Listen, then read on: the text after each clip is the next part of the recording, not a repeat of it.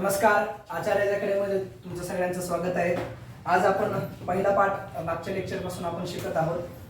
पाठाचं नाव आहे आद्य कृषकः पृथुवैन्य. मी तुम्हाला सगळ्यांना व्यवस्थित सांगितलं होतं. आद्य कृषकः म्हणजे या जगातला पहिला शेतकरी.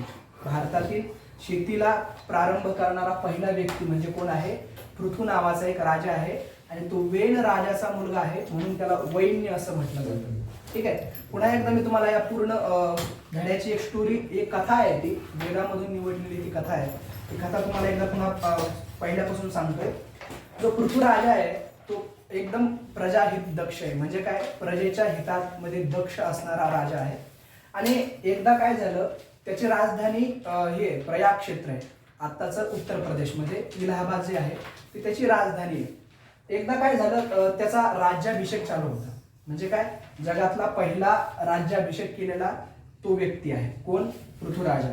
त्याचा राज्याभिषेक सुरू असल्याच्या नंतर काय झालं, काही जे भाट लोक असतात, स्तुती करणारे, स्तुती गाणारे, ती लोक त्याच्या दरबारामध्ये आली आणि त्याची स्तुती करायला लागली.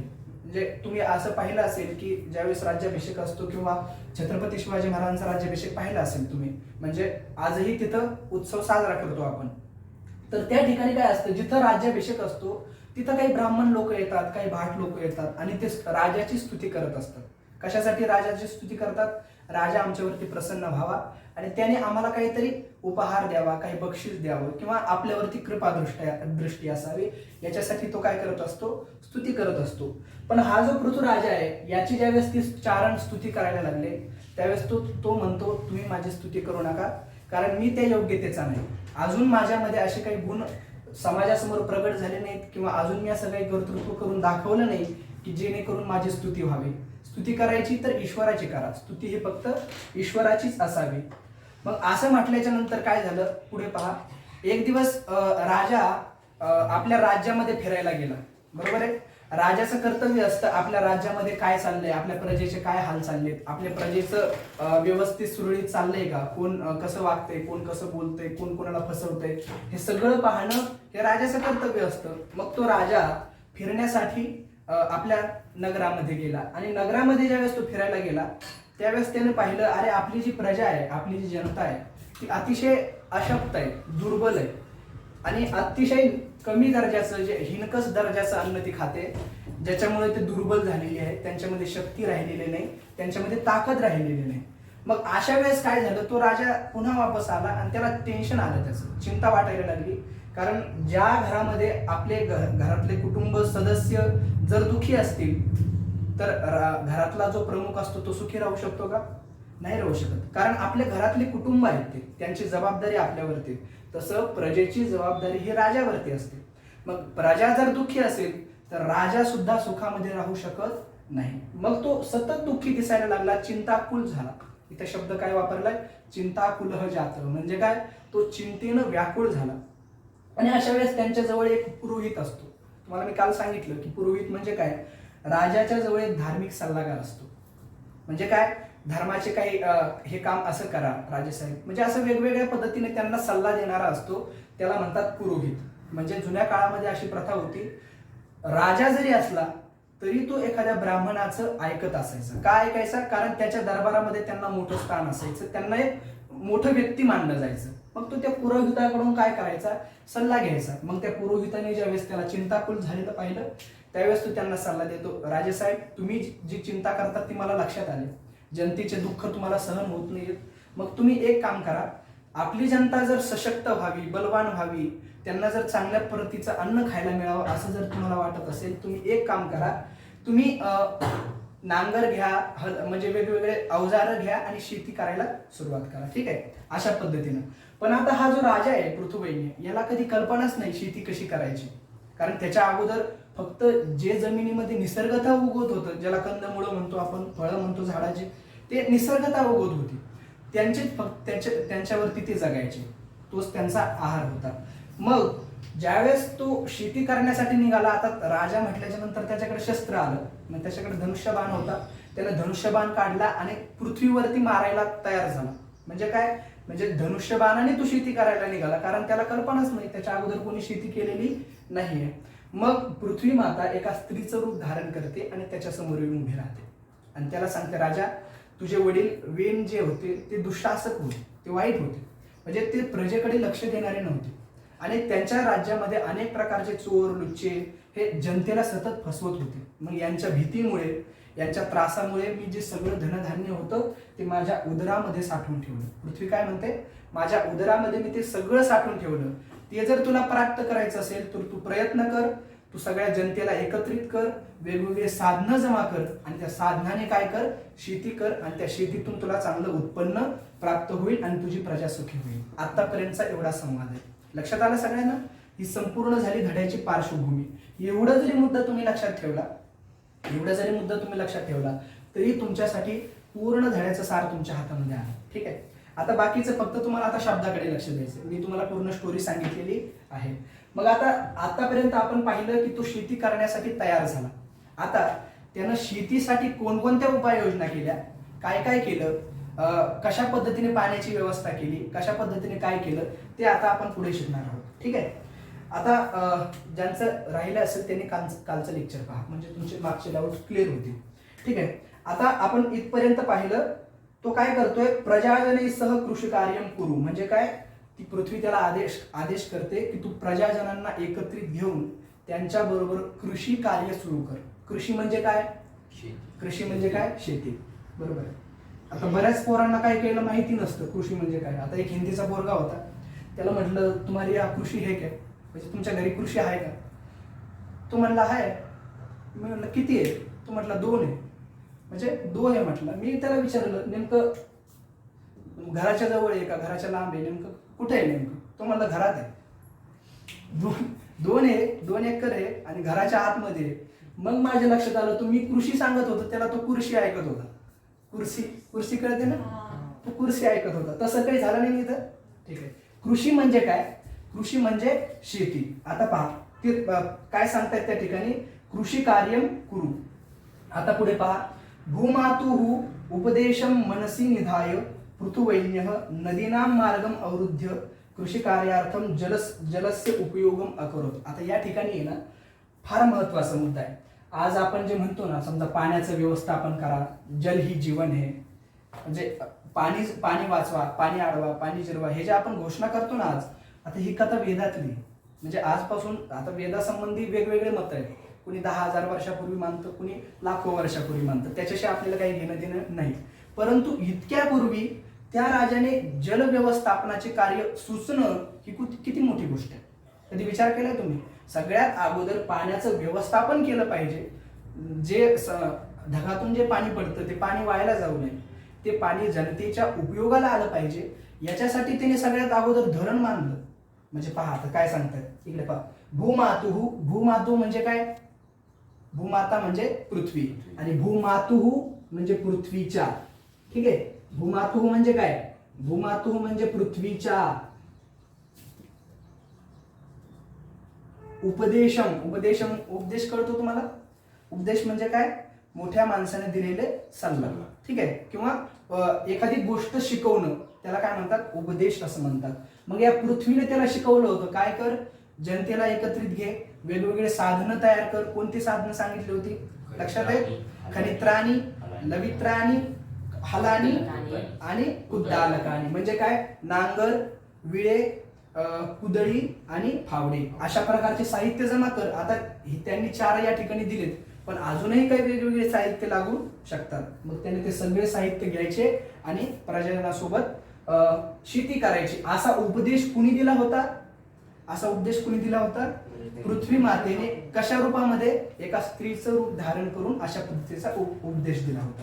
आता पुढे पहा, तो उपदेश मनामध्ये धारण केला. निधाय म्हणजे धारण करून. निधाय शब्दाचा अर्थ लिहून घ्या. निधाय म्हणजे काय, धारण करून, मनामध्ये धारण करून.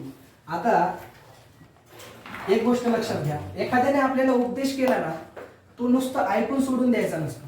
आपल्याकडे म्हणे, नळी फुंकली सोनारे, इकडून तिकडे गेले वारे. असं व्हायला अजिबात नको.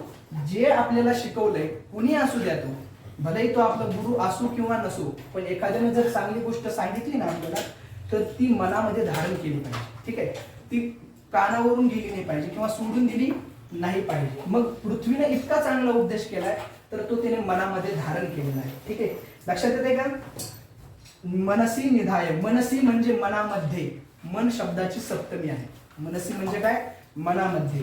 पुढे पहा, पृथुवैन्यः नदीनाम मार्गम अवरुद्ध्य. नदीनाम मार्ग, नदीनाम म्हणजे काय? नदींचे, अनेक नदींचे मार्ग, मार्ग म्हणजे काय? प्रवाह. नदीचा जसा आपला रस्त्यावरून आपण जातो ना तो, त्याच प्रकारे नदीचा सुद्धा एक प्रवाह असतो, नदीचा एक मार्ग असतो. तो मार्ग त्याने अडवला. अडवला या शब्दाचा अर्थ काय झाला? नदीचा मार्ग अडवणं म्हणजे काय? धरण बांधणं, बंधारा बांधणं. म्हणजे त्याने काय केलं? नदीचा मार्ग अवरुद्ध. आता एक शब्द लक्षात ठेवायचा तुम्हाला, हा जो अवरुद्ध शब्द आहे ना, हा अवरुद्ध शब्द लेबंत आहे. अवरुद्ध. आणि असं परीक्षेमध्ये विचारलं जातं, वरील पॅरेग्राफ मधील लेबंत शब्द बाजूला करा आणि त्वांत शब्द बाजूला करा. कोणते कोणते येतात? लेबंत. आता लेबंत मध्ये काय काय आहे? लेप ज्याच्या अंती आहे. लेप नावाचा एक प्रत्यय आहे संस्कृत मध्ये. लेप ज्याच्या अंती आहे त्याला काय म्हटलं जातं? लेबंत. आणि त्वांत म्हणजे काय? त्वा ज्याच्या अंती आहे. आता तुम्हाला लगेच लक्षात येईल, फक्त एक लक्षात ठेवा, या लेप मधलं जे आहे लशत्व तद्धिती नावाचं एक सूत्र आहे, त्याच्यानुसार या लच लोप होतो आणि हलंत्यम येणे काय होतो? पचा लोप होतो. शेवटी य शिल्लक राहतं. या लेप मधलं य शिल्लक राहतं.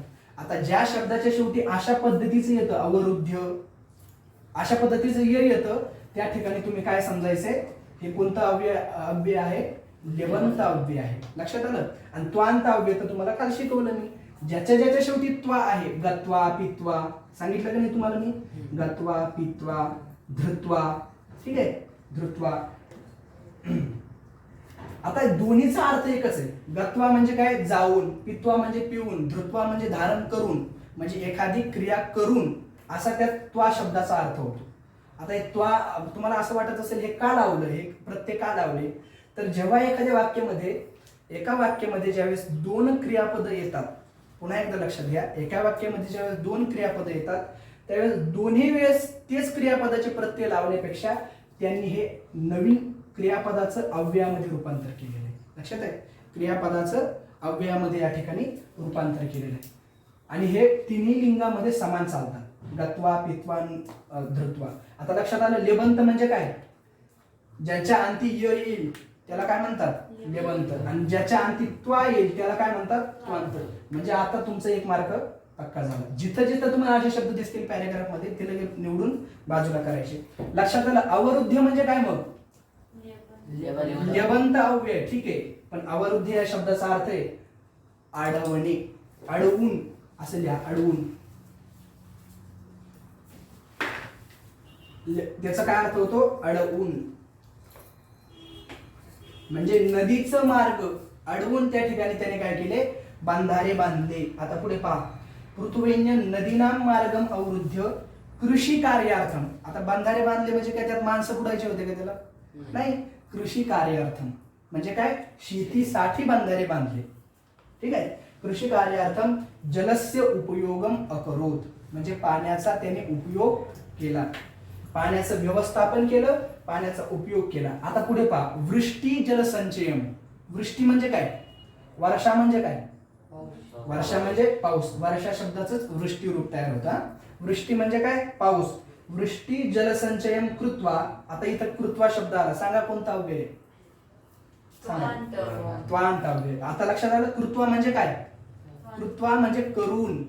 लक्षात आलं? कृत्वा म्हणजे काय? करून. ते त्वांत अव्यय लक्षात ठेवा.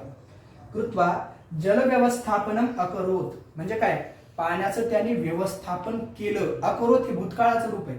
लक्षात आलं? अकरोत म्हणजे काय? केलं. आता पुढे पहा, भूमिम उर्वरतमाम कर्तुम प्रायतत. भूमिम उर्वरतमाम कर्तुम प्रायतत म्हणजे काय? पृथ्वीला अधिक उपजाऊ करण्याचा त्यांनी प्रयत्न केला. उर्वर. आता एक लक्षात ठेवायचं, तुम्हाला नंतर हे विचारलं जातं की भूमीचं विशेषण कोणतं आहे? तर भूमीला दिलेलं विशेषण कोणतं आहे? भूमीला दिलेलं विशेषण कोणतं आहे? उर्वरा किंवा उर्वरतमा. ठीक आहे, उर्वरा किंवा उर्वरतमा असं दोन प्रकार येऊ शकतं. उर्वरतमा. याचा अर्थ काय होतो? उपजाऊ.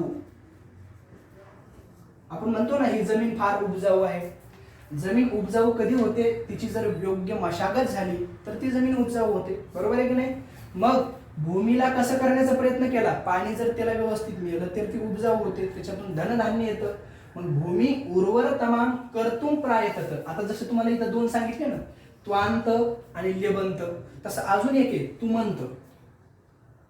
कर्तुम शब्द जो आहे तो तुमंत अव्यय आहे. कर्तुम. कर्तुम जो शब्द आहे तो कसा आहे? तुमंत. आता याच्या शेवटी तुम्हाला सांगायचीच गरज नाही, इथं तुम शेवटी आलंय. आलं नाही? तुबंत. तुमंत शब्द म्हणतात त्याला. काय म्हणतात? तुमंत. जर विचारलं तुम्हाला, आता हे वरचं दोनच विचारले जातात, हे सहसा विचारलं जात नाही, पण तरी पण लक्षात ठेवा. ठीक आहे? कर्तुम तुमंत अव्यय. हा, आता पुढे पहा काय सांगतायत ते. भूमी उर्वर तमाम कर्तुम प्रायतत. प्रायतत म्हणजे प्रयत्न केला. भूतकाळ आहे तो. प्रायतत प्रयत्न केला. पुढे पहा तद अनंतरम. तद अनंतरम म्हणजे काय? त्यानंतर. लक्षात आलं? त्यानंतर.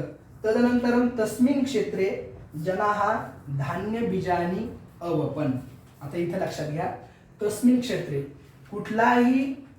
आता एक तुम्हाला एक नियम सांगतो, जर पृथ्वीची किंवा जर जमिनीची मशागत केली नाही आणि त्याच्यात तुम्ही धान्य नेऊन पेरलं तर ते योग्य उगवल का? येडगवत झालंय तिथं. काय म्हणतात तुमच्याकडे? गाजर गवत म्हणतात, येडगवत म्हणतात आमच्या तिकडे. ठीक आहे? तर त्या गवतामध्ये जर तुम्ही धान्य नेऊन पेरलं तर ते योग्य उगवल का? नाही. मग अगोदर त्या जमिनीची मशागत करावी लागते. मशागत केल्याशिवाय जे धान्य पेरलं जातं ते वायाला जात असतं. लक्षात आलं? मग अगोदर त्यांनी मशागत करायला सांगितली आणि मग त्याच्यामध्ये धान्य पेरायला सांगितले. आता हा सिद्धांत फार मोठा आहे, त्याला तुम्ही तुमच्या जीवनामध्ये घेऊ शकता. म्हणजे काय? तुम्हाला जर एखाद्याला काही गोष्ट समजावून सांगायची असेल, आता जर मी तुम्हाला क्लास शिकवतो या ठिकाणी, अगोदर तुमची मशागत झाली पाहिजे. म्हणजे काय? तुमच्यामध्ये अगोदर तुम्हाला हे कळायला पाहिजे, त्वांत कशाला म्हणतात, धातू कशाला म्हणतात, क्रियापद कशाला म्हणतात.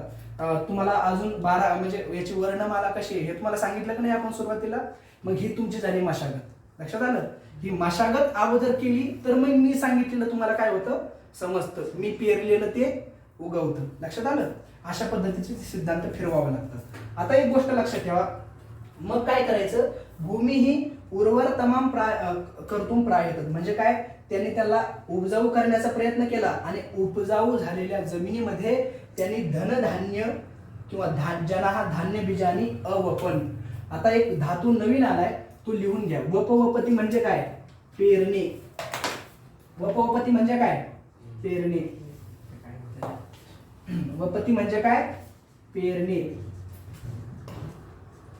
मूळ धातू आहे वप. वपती धातूचा अर्थ काय होतो?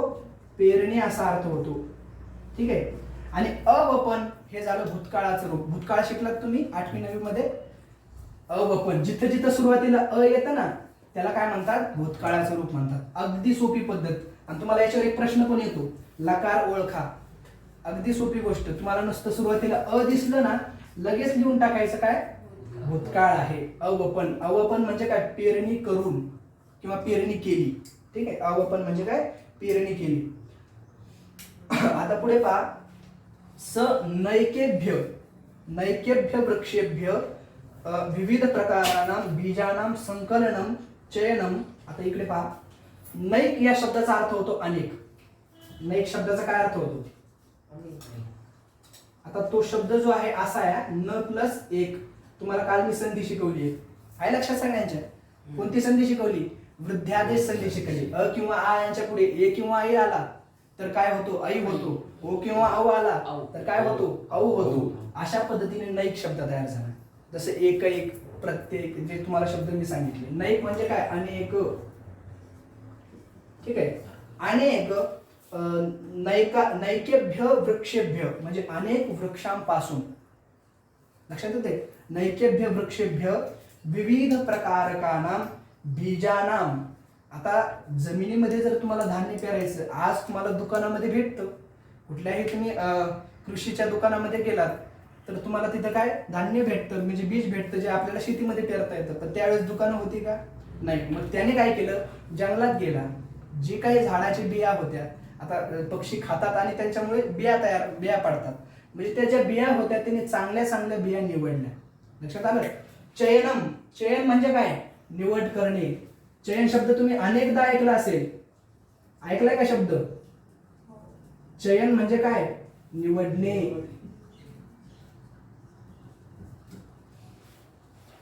चूज करणे. ठीक आहे. चयन. आता त्याच्या अगोदर एक शब्द आहे, आता हे सुद्धा लिहून घ्या आणि क्रम लक्षात ठेवा. अगोदर काय केलं त्यांनी? संकलन, म्हणजे सगळ्या बिया गोळा करून आणल्या. झाडाखाली जेवढ्या पडलेल्या होत्या तेवढ्या संकलित केल्या. संकलन शब्दाचा काय अर्थ होतो? संकलन शब्द म्हणजे जमा करणे, एकत्रित जमा करणे. आता त्याने काय काय केलं ते लक्षात ठेवा. पहिल्यांदा हा एक क्रम जो आहे ना, हा क्रम तुमच्या जीवनामध्ये तुम्हाला म्हणजे ज्यावेळेस परीक्षा द्याल तुम्ही त्यावेळेस तुमच्या डोक्यामध्ये असला पाहिजे. अगोदर त्या राजानं काय केलं? बीजांचं संकलन केलं. बीज, इथे बीज शब्द लिहितो. बीज म्हणजे काय? बीज म्हणजे काय? झाडाची पूर्व अवस्था. झाड कुठून जन्माला येतं? बीजातून झाड जन्माला येतं, कारणातून कार्य जन्माला येतं. लक्षात येते? बीज म्हणजे काय? बीज हे ते झाडाचं मूळ आहे, म्हणजे त्याच्यातूनच ते जन्माला येतं. मग त्या अशा बीजांचं संकलन केलं. पहिली गोष्ट लक्षात आलं? संकलन म्हणजे काय? संकलन या शब्दाचा अर्थ होतो जमा करणे. मग त्याने असे अनेक झाडाखालून, तर लक्षात आलं त्याने काय काय केलं? राजाने अगोदर सगळ्यात अगोदर बीजांचं संकलन केलं. 2 नंबरला आता ही क्रम तुम्हाला लक्षात ठेवायचा. आधी बीज जमा केली. संकलन करणं म्हणजे काय? संकलन करणं म्हणजे जमा करणं. नंतर ते जे जमा केलेले आहेत त्यांचं चयन केलं, म्हणजे त्यांना वेगवेगळं निवडलं. यातले चांगले कोणते, यातले खराब कोणते, त्याला म्हणतात काय? चयनम अकरोत. आणि तदनंतरम, आता पुढे पहा, परिश्रमेन अकरोत म्हणजे काय? मेहनतीनं एवढं सगळं केलं. आणि त्याच्यानंतर अनंतरम बीजानाम संस्करणम कृत्वा. आता संस्करण शब्द एक लक्षात ठेवा. संस्करण शब्दाचा काय अर्थ होतो? संस्करण शब्दाचा अर्थ होतो त्याच्यावर प्रक्रिया केली त्यांनी. ठीक आहे. जे निवडलेली बीज आहेत अगोदर जमा केली, नंतर त्यातली चांगली चांगली निवडली आणि निवडलेल्या बीजांवरती संस्करण केलं. आज जसं की बीजावरती संस्करण केलं जातं ना, म्हणजे त्याच्यावर प्रक्रिया केली जाते, त्याला काय म्हणतो आपण? प्रक्रिया केली जाते. तर त्याच्यावर त्या काळात जी केली असेल ती त्यांनी प्रक्रिया केली, म्हणजे त्याचं काय केलं? संस्करण केलं. ती बीज धुवून घेतली असतील किंवा त्या बीजांना अजून काहीतरी एक प्रक्रिया केली, त्याला काय म्हणतात? संस्करण केलं. आणि आता पुढे संस्करण कृत्वा. कृत्वा शब्द माहितीये? कृत्वा म्हणजे काय? त्वांता उभे, आणि त्याचा अर्थ काय होतो? करून. कृत्वा वपनम अकरोत म्हणजे काय? आता शेवटी काय केलं पहा? वपनम. आता वपनम शब्दाचा अर्थ मी तुम्हाला सांगितलंय. काय आहे वपनम शब्दाचा अर्थ? वपती म्हणजे काय? पेरणी. आणि वपनम म्हणजे पेरणी करणे. ठीक आहे, पेरणी. अगोदर आता हा क्रम लक्षात ठेवायचा. कोणता क्रम? पहिल्यांदा काय केलं? संकलन केलं, जमा केले. 2 नंबरला काय केलं? जमा केलेल्यातली निवड केली. लक्षात आलं? 2 नंबरला काय केलं? निवड केली. असा प्रश्न विचारला जातो. 3 नंबरला काय केलं? निवडलेल्या बीजांचं संकलन केलं, निवडलेल्या बीजांचं संस्करण केलं, म्हणजे त्यांच्यावर प्रक्रिया केली. आणि शेवटी ज्यांच्यावर संस्करण केलं त्यांची शेतात नेऊन पेरणी केली. आता यातली एक जरी प्रक्रिया चुकली तुमची तरी तुमचं पीक व्यवस्थित येणार नाही. बरोबर आहे? एवढं सगळं केलं आणि मग काय झाले पुढे पहा. पर्जन्य अनंतरम. पर्जन्य म्हणजे काय? पाऊस. आता पर्जन्य शब्दाला समानार्थी शब्द तुम्हाला सापडला. कोणता? वृष्टी. वृष्टी शब्द केला ना, वृष्टी, पर्जन्य. पर्जन्य अनंतरम बीजेभ्य. बीजेभ्य म्हणजे बीजांतून. हे जे बीज आहेत ना, या बीजांतून काय यायला लागलं? अंकुराहा उद्भूताहा.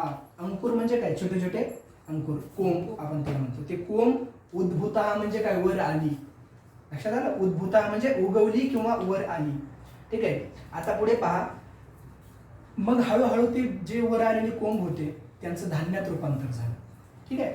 ते धान्य तयार झालं, त्यांच्यावरती पुन्हा ते धान्य काढलं आणि त्यांचं म्हणजे डायरेक्ट घरामध्ये धान्य घेऊन आले. मग आता पुढे पहा काय सांगताय. धनधान्य लाभेन किंवा धान्य लाभेन सर्वे प्रजाजनाः संतुष्टाच अभवन. मला सांगा, जर शेतकऱ्यांना व्यवस्थित पीक मिळालं तर शेतकरी समाधानी होतील की नाही? बरोबर आहे की नाही? शेतकऱ्यांना जर पीक मिळालंच नाही तर ते आत्महत्या केल्याशिवाय राहतील का? नाही. मग शेतकऱ्यांना जर एवढं सगळं केलं शेतकऱ्यांनी आणि जर योग्य शेतीला पीक आलं तर ते काय करतात? समाधानी होतात, संतुष्ट होतात.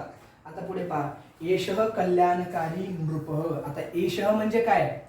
एषः म्हणजे काय? विसरायचं कधीच नाही. एषः हे सगळे सर्वनाम आहेत. एषः म्हणजे हा, एषा म्हणजे ती, एषा म्हणजे ही. ठीक आहे. आता पुढे पहा, एषः कल्याणकारी नृपः. नृपः म्हणजे काय? आता तुम्हाला राजा शब्दाला एक प्रतिशब्द सापडला, त्याला काय म्हणतात? समानार्थी शब्द. नृपः पृथिव्यां प्रशासने अग्रणी जनसेवा व्रतीच अभवन. म्हणजे काय? या पृथ्वीच्या प्रशासनामध्ये तो एक अग्रगणी म्हणजे एक टोकाचा व्यक्ती, एक उच्च शिखरापर्यंत पोहोचलेला व्यक्ती, ज्याचं नाव जनसेवेमध्ये सगळ्यात अगोदर कोरलं गेलं. आज सुद्धा काही जनसेवक आहेत की नाही, समाजसेवक आहेत की नाही, समाजाची सेवा करतात, त्यांना काय म्हणतात? समाजसेवक. तसं राजा आहे, त्याचं काम आहे जनतेची सेवा करणं. तो राजा याचा अर्थ तो जनतेचा सेवक आहे, पण तो राजा या पदावर बसवलेला असतो, त्याने जनतेची सेवा करणे हे त्याचं कर्तव्य आहे. मग असा एखादा जनसेवाव्रती राजा जर मिळाला तर सगळी प्रजाजन काय होत असते? आनंदी होत असते. अशा पद्धतीचा हा पूर्ण धडा आहे. सगळ्याला पुन्हा एकदा कळालं व्यवस्थित? आपण सुरुवातीला मी तुम्हाला पूर्ण धड्याचं सार सांगितलं, आता फक्त हे त्याच्यामध्ये ऍड करा. कोणतं? म्हणजे त्याने काय काय केलं? पृथ्वी त्याला प्रसन्न झाली, स्त्री रूपामध्ये आली, त्याला सांगितलं की तू जनतेला एकत्रित घे, हल नांगर वगैरे काय अवजारं सांगितली ते सांगितले, आणि त्यानुसार शेती कर. मग त्यानं काय केलं? बीज निवडली, म्हणजे बीजांचं जमा केली झाडांच्या खाली जाऊन, आणि ती निवडलेली बीज म्हणजे एकदा जमा केली, त्यांना निवड केली, आणि निवड केल्याच्या नंतर त्यांच्यावर प्रक्रिया केली, आणि प्रक्रिया करून अशी बीज पेरली. पेरल्यानंतर पर्जन्य आला. पर्जन्य म्हणजे काय? पाऊस आला, आणि पावसानंतर कुंभ आले, अंकुर आले. लक्षात आलं? मग सगळं झाल्याच्या नंतर ज्यावेळेस धान्य शेतकऱ्यांच्या घरामध्ये गेलं, सगळी प्रजाजन आनंदी झाली. आणि ज्यावेळेस प्रजा आनंदी असेल त्याच वेळेस राजा आनंदी असू शकतो. लक्षात आलं? अशा पद्धतीचा हा धडा आहे. आता याच्यावरचे प्रश्न एकदम शॉर्टकट मध्ये आपण थोड्या प्रमाणे पाहू, म्हणजे तुम्हाला कुठपर्यंत समजले ते माझ्या लक्षात येईल. जे मुलं सगळे हजर होती त्यांनी 100% उत्तर दिलंच पाहिजे. चारणः किम अर्थकम उत्सुकाः. चारणः किम अर्थकम उत्सुकाः म्हणजे चारण जी होती, भाट लोक जी होती, ते कशासाठी उत्सुक होते? स्तुती गातुम उत्सुकाः. मग प्रश्न काय लिहाय, उत्तर कसं लिहायचं? चारणः स्तुती गातुम उत्सुकाः. चारणः स्तुती गातुम उत्सुकाः. स्तुती गातुम उत्सुकाः असं तुम्ही लिहू शकता. लक्षात आलं? चारणः स्तुती गातुम उत्सुकाः. आता पुढचा प्रश्न मला सांगा, भ्रमण समये पृथुराजेन किम दृष्टम. म्हणजे फिरत असताना त्या पृथ्वीराजाने काय पाहिलं? त्याला काय दिसलं? राजा अशक्त आहे, अगदी निकृष्ट अन्न खाते. लक्षात आले? अशा पद्धतीने अशक्ताच. वसुंधराया उदरे किम वर्तते. सांगा पाठीमागं. मग उत्तर कसं लिहायचं? जसं आपण इंग्लिश मध्ये लिहितो ना, म्हणजे पूर्ण वाक्य लिहायचं, फक्त एकच वाक्य, एक शब्द नवीन टाकायचा जो उत्तराचा आहे. तसं तिथं काय करायचं? वसुंधराया उदरे धनधान्यानि वर्तते. लक्षात आलं? आता स्त्री रूपम धृत्वा पृथ्वीराजस्य पुरतः कह का प्रगटिता अभवत. म्हणजे स्त्री रूप धारण करून पृथ्वीराजाच्या समोर कोण प्रगट झाली? मग कसं उत्तर लिहिणार? स्त्री रूपम धृत्वा पृथ्वीराजस्य पुरतः भूमातु किंवा भूमाता प्रगटिता अभवत. का शब्दाच्या जागेवर फक्त तुम्हाला बदलायचे, बाकी काहीच करायचं नाही. आणि फक्त शेवटी प्रश्नचिन्ह लिहायचं नाही. ज्यावेळेस उत्तर लिहितो त्यावेळेस शेवटी प्रश्नचिन्ह लिहायचं नाही, तर तुम्ही मला सर सांगितलं. पृथुवैन्यः कृषी कार्यार्थम जलस्य व्यवस्थापनम कथम अकरोत. इकडे पहा, पृथुवैन्यः कृषी कार्यार्थम जलस्य व्यवस्थापनम कथम अकरोत. मग कशा पद्धतीने केलं त्याने? मग त्याने काय केलं? नदीना मार्गम अवरुद्ध. म्हणजे काय? नदींचे मार्ग अडवले. वृष्टी जलसंचय त्याने एकत्रित केला त्या ठिकाणी धरणाप्रमाणे. वृष्टी जलसंचयन कृत्वा जल व्यवस्थापनम अकरोत. आता पुढचं सांगा. पुढं काय आहे? माध्यम भाषा उत्तर. आता तुमच्यापैकी किती मुलं इंग्लिश मिडियमला आहेत आणि किती मराठी मिडियमला आहेत, किंवा सेमीला कोण कोण आहे? सेमीवाले कोण कोण आहेत? सेमीवाले मला वाटतं मराठीमध्ये लिहिलं तरी चालत असू शकतं. इंग्लिश मीडियम वाले जे आहेत त्यांना मात्र इंग्लिश मध्ये उत्तर द्यायचे, कारण तुम्ही इंग्लिश मीडियम निवडले. घाबरू नका, टेन्शन घेऊ नका. तुमचं इंग्लिश मीडियम आहे, तुम्हाला मी ते उत्तर तुम्हाला व्हॉट्सअपला पाठवणार, ठीक आहे. पण मराठीत लिहायचं असलं तर मग सगळ्यात सोपं, काय हरकत नाही. मराठीमध्ये तुम्हाला अगदी व्यवस्थित येऊन जाईल. लक्षात आलं? आता पुढचे प्रश्न सांगा, पटापटा सांगा. भूमाता पृथ्वीन्यम किम उपादिशत, कोण एक्सप्लेन करू शकतो? आणि अभिव्यक्त व्हायला शिका. जो बोलतो ना तोच या जगामध्ये चालतो, हे लक्षात ठेवा. काय करायचंय? अभिव्यक्त व्हायचं. जे तुमच्या मनामध्ये आहे ते विचार आत दाबून ठेवायचे नाही, ते आपले प्रगत करायचे. कोण सांगता या प्रश्नाचं उत्तर? सविस्तर सांगा. मी तुम्हाला पूर्ण स्टोरी सांगितली. भूमाता पृथ्वीन्यम किम उपादिशत, सांगा भैया. भूमातेने काय आदेश दिला? हा, भूमातेने पृथ्वी मातेने कोणता उपदेश केला? मग कोणता उपदेश केला? कृषी करणे. हा, मग ते तुम्हाला एक स्पष्ट सांगता आलं पाहिजे, विश्लेषण करता आलं पाहिजे. लोकांना जमा करतो, कृषी कर. हो, लोकांना एकत्रित घे, हे अवजार घे. कोणते कोणते अवजार? मग त्या अवजाराची नावे लिहायची, कारण तुम्हाला विस्तारपूर्वक लिहायचं ना ते उत्तर. कमीत कमी 6 ओळीमध्ये तुमचं उत्तर झालं पाहिजे. तुम्हाला थोडंसं ते पूर्ण माहिती पाहिजे. आता पुढे पहा. धरित्र्यः उपदेशम, इकडे लक्ष द्या. धरित्र्यः उपदेशम मनसी निधाय पृथ्वीन्य किम किम अकरोत. म्हणजे पृथ्वी जी आली, तिने जे उपदेश केला तो उपदेश मनामध्ये धारण करून मग राजाने काय काय केलं? मग राजाने काय केलं? प्रजाजनांना एकत्रित केलं, संकलन केलं, बीजांचं चयन केलं, संस्करण केलं आणि वपनम केलं. इतके सोपे सोपे गोष्टी आहेत. हा, ठीक आहे. आता पुढे पहा. जाल रेखाचित्रण पूर्ण, तिची आकृती तुम्हाला ती पूर्ण करायची. कोण सांगते? कृषी साधनं कोणती कोणती आहेत? हा, सांग भैया. खनिज राणी, कुद्दालकानी आणि द्रवित राणी. अगदी बरोबर, ठीक आहे. आता पुढे सांगा. पृथ्वीराजस्य प्रजा कशी कशी होती? पृथ्वीराजाची प्रजा अशक्ताः निकृष्टान्नं खादती, अजून पशुवत जीवंती. अगदी बरोबर, पशुवत जीवंती. आणि अजून काय? कृशाः. एवढे 4 त्याच्यासाठी विशेषण आहेत. आता हे तुम्हाला जिथं जिथं प्रजा शब्द येईल त्याची विशेषण कोणती कोणती आहेत? मग ती प्रजा कृश आहे, ती अशक्त आहे, ती पशुवत जीवंती. हे सगळे झाले काय? त्याचे विशेषण झाले. आणि नंतर तुम्हाला एक आलं शेवटी आनंदिताः. आनंदित कोण झालं? आनंदित कोण झालं? प्रजाः आनंदिताः किंवा संतुष्टाः. लक्षात आलं?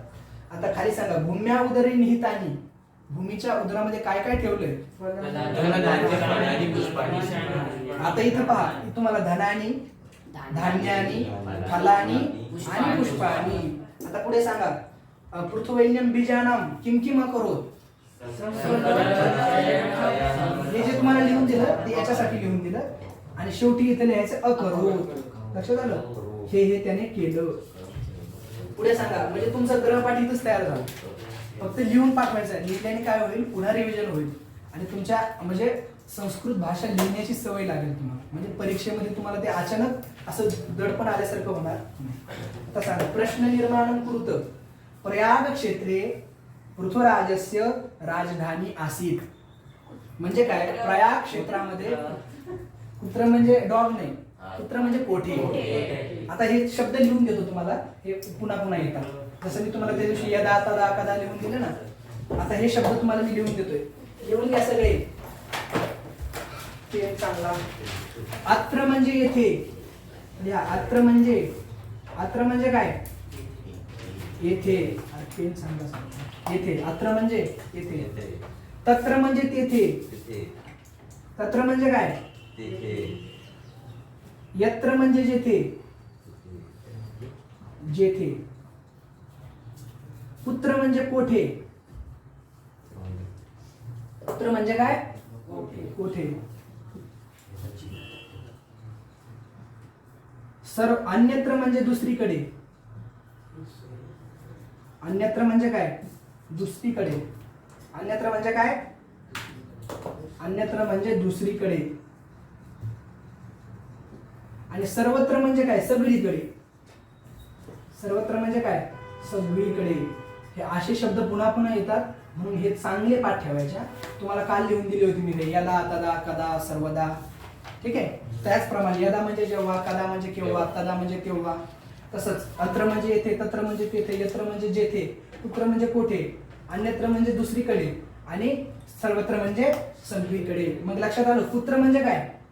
याच्यातूनच तुम्हाला प्रश्न निर्माण करता येऊ शकतात. आता कह म्हणजे कोण? कह म्हणजे काय? कोण. का म्हणजे काय? का म्हणजे स्त्रीलिंगी जर असेल तर का कोण कोण अर्थामध्ये काय का शब्द येतो. हा लक्षात आलं. किम म्हणजे काय? किम म्हणजे काय? वाट म्हणजे काय? वाट म्हणजे काय जसं आपण ऐकले ना वाट म्हणजे काय तसं किम म्हणजे काय? किम म्हणजे काय.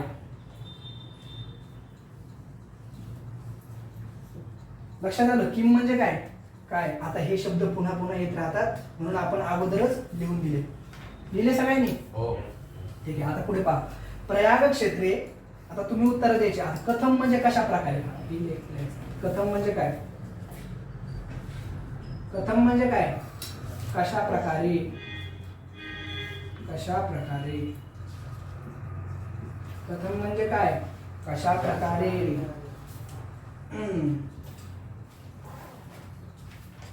कस्य म्हणजे काय? कुणाचा.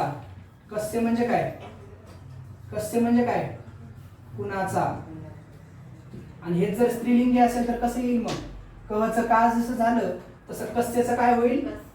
कस्याहा. ठीक आहे. कस्याहा. लक्षात आलं. केभ्य म्हणजे काय? कुणापासून.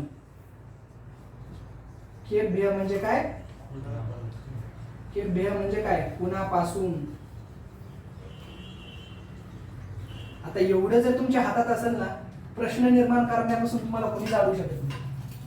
लक्षात आलं. त्यामध्ये सोपं आहे. तुम्हाला शब्दांचे अर्थ कळतात. फक्त हे नवीन शब्द तुम्हाला तिथं त्याची योजना करायची. लक्षात आलं. आता पहा. प्रयाग क्षेत्रे पृथ्वीराजस्य राजधानी असी. कोण सांगतंय? प्रयाग क्षेत्रामध्ये पृथ्वीराजाची राजधानी असी. याला प्रश्नामध्ये तयार करायचे. प्रश्नामध्ये कन्वर्ट करायचे. कोण सांगताय? सांगा पाठीमागे. पृथ्वीराजस्य राजधानी कुत्र असेल.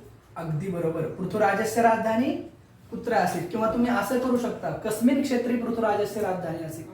कोणत्या क्षेत्रामध्ये पृथ्वीराजाची राजधानी होती ते आता तुमच्या याच्यावरती तुमचा जेवढा अभ्यास असेल त्याच्यावरती. प्रजा पशुवत जीवंती याच्यावर प्रश्न निर्माण करा. इथे पहा. प्रजा पशुवत जीवंती. मग प्रश्न कसा करणार? प्रजा कशी जगते? कशाप्रमाणे जगते? प्रजा कथम जीवंती. लक्षात आलं. प्रजा कथम जीवंती. आता बघा. पर्जन्या अनंतरम धनधान्यादी सर्व वस्तू जातम वसुंधरायाः उदर एव वर्तते. म्हणजे धनधान्यादी सगळ्या वस्तू वसुंधरेच्या उदरामध्ये राहतात. कुणाच्या उदरामध्ये राहतात? कुणाच्या शब्द. कुणाच्या. पुत्र म्हणजे कुठे. हा स्त्रीलिंगी आहे म्हणून कस्या. पुल्लिंगी असतं तर कस्य. लक्षात आलं. मग काय प्रश्न कसा निर्माण करणार? धनधान्यादी सर्व वस्तू जातम कस्या उदर एव वर्तते. ठीक आहे. आणि पुढे प्रश्नचिन्ह द्यायला विसरायचं नाही. लक्षात ठेवा. पर्जन्या अनंतरम बीजेभ्य अंकुरा उद्भूता. अगदी बरोबर. कशापासून किंवा कुणापासून. ठीक आहे. लक्षात आलं. आता सूचीनुसार कृत. आता हे जे आहे ना हे तुम्हाला क्रियापद शिकवल्यानंतरच कळू शकतं. कारण तो अंत अव्यय काढायचं म्हणजे तुम्हाला तिथे भूतकाळाचं रूप तयार लिहायचं. मग ते तुम्हाला भूतकाळ माहिती पाहिजे. हा प्रश्न आपण एक बाजूला ठेवू. ठीक आहे. नंतर घेऊ. मेलनम कृत. विशेषण आणि विशेष्यांचं एक मिळवायचं तुम्हाला. जोड्या लावायच्या. सांगा लवकर. कृशाहा कुणाचं विशेषण आहे? प्रजा. उर्वरा कशाचं विशेषण आहे? उर्वरा म्हणजे काय? उर्वरा म्हणजे उपजाऊ. भूमीचं विशेषण आहे. बरोबर. आनंदिता.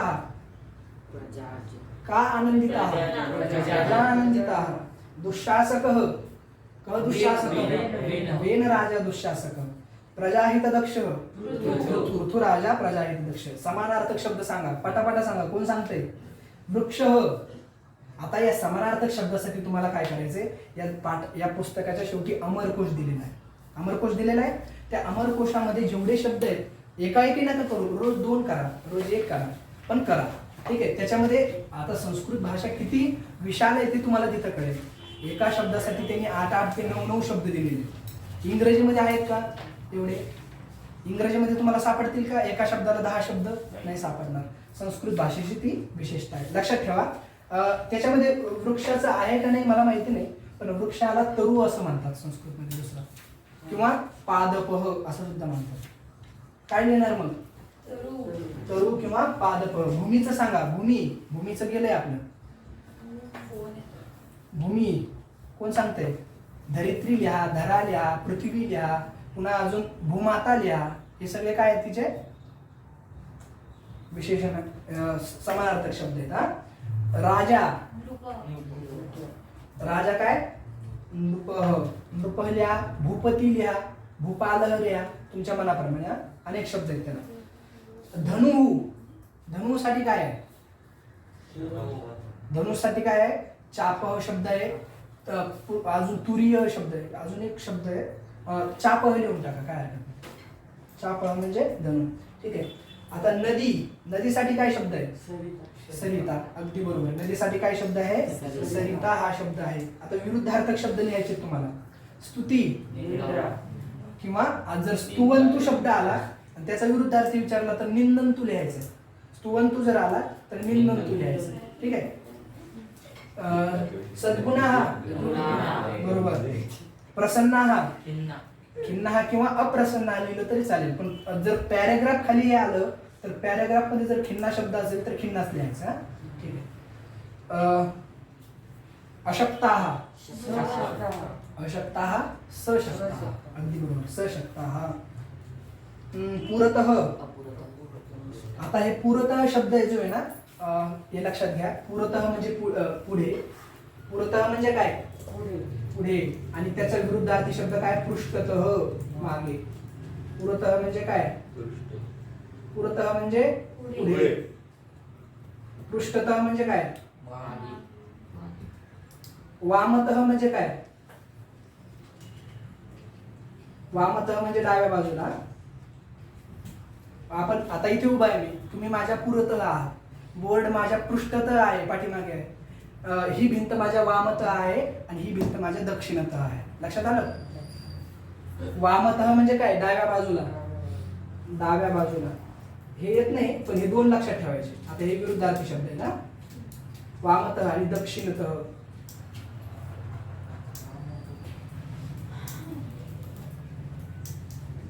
हे लक्षात ठेवायचं. हे काय एवढं महत्वाचं नाही, पण हे दोन लक्षात ठेवा.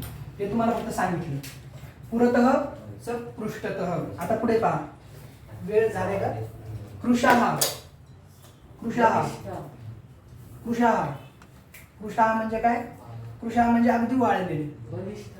तुम्ही बलिष्ठ लिहू शकता किंवा बलवान असं, बलवती असं पण लिहू शकता. ठीक आहे. कृशाः किंवा त्याला एक सुदृढ असा शब्द आहे. स्थूल हा लिहा, सुदृढ हा लिहा. ठीक आहे. स्थूल हा लिहा, सुदृढ हा लिहा. संधी विग्रहम कृत. उदरे एवचं होतं उदरे एव. उदरे एवचं काय होतं? उदरे एव. पशुवत जीवंती मी तुम्हाला लिहून दिलं होतं. पशुवत प्लस जीवंती. पुढे काय आहे? अशक्तः प्लस च. पुरोहितो अवदत. पुरोहितः प्लस अवदत. पुरोहितः प्लस अवदत. आणि खाली शेवटी एक शब्द दिलाय, अमरकोशात शब्दम प्रयुज्य वाक्यम पुनर्लिखत. काहीच करायचं नाही, फक्त अमरकोशातला शब्द कर्त्याच्या ठिकाणी लिहायचा. लक्षात आलं? भूमीच्या ठिकाणी तुम्ही दुसरा शब्द लिहू शकता. कोणता? ठीक आहे. धरणी लिहा, धरित्री लिहा, भूमाता लिहा, कोणताही लिहा. आणि भूपालाच्या ठिकाणी काय लिहू शकता तुम्ही? सम्राट लिहा, नृपः लिहा. अजून तुम्हाला एखादा येत असेल तर अशा प्रकारे आपलं पूर्ण गृहपाठ सुद्धा कंप्लीट झालेलं आहे. आता सगळ्यांनी गृहपाठ लिहायचा आहे. याने काय होईल? याने तुमचं लिखाणाची स्पीड वाढेल आणि लिखाणामध्ये तुमच्या लिखाण करता करता तुमच्या पाठ होऊन जाईल, पुन्हा रिव्हिजन होईल. चालतंय? तर आजचं लेक्चर आपण याच ठिकाणी थांबवत आहोत. उद्याचा जो आपला धडा आहे फार इंटरेस्टिंग आहे. एक प्राण्यांची छोटीशी कथा आहे. प्राण्यांच्या कथेच्या आधारे काही सिद्धांत सांगितलेले ते आपण पुढच्या पाठामध्ये पाहणार आहोत.